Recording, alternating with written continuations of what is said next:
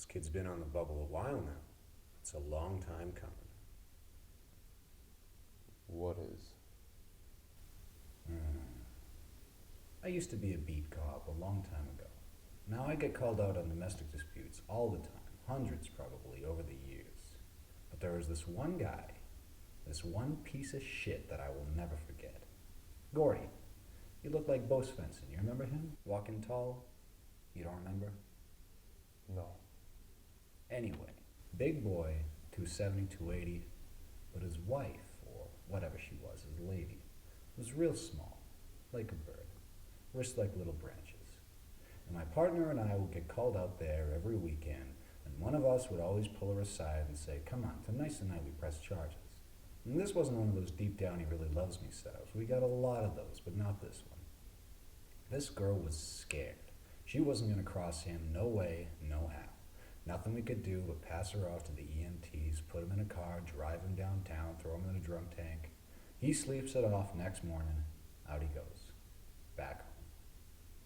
But there was this one night when my partner was out sick and it was just me. And the call comes in and it's the usual crap. Broke her nose in the shower kind of thing. So I cuff him, put him in a car, and away we go. Only that night, we're driving into town, and the sideways asshole is in my back seat humming Danny Boy. And it just rubbed me wrong. So instead of left, I go right out of nowhere. And I kneel him down, and I put my revolver in his mouth, and I told him, this is it. This is how it ends. And he's crying, going to the bathroom all over himself, swearing to God he's going to leave her alone, screaming as much as you can with a gun in your mouth. And I told him to be quiet, and I needed to think about what I was going to do here. And of course he got quiet, goes still, then real quiet, like a dog waiting for dinner scraps. And we just stood there for a little while, me acting like I'm thinking things over, and Prince Charming kneeling in the dirt with shit in his pants.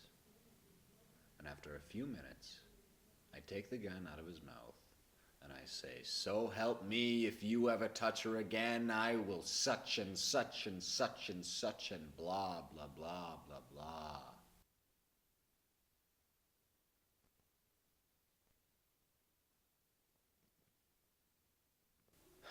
Of course, just trying to do the right thing.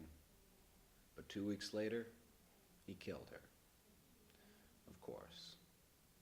Caved her head in with the base of a wearing blender. We got there was so much blood you could taste the metal. Moral of the story is, I chose a half measure when I should have gone all the way. I'll never make that mistake again.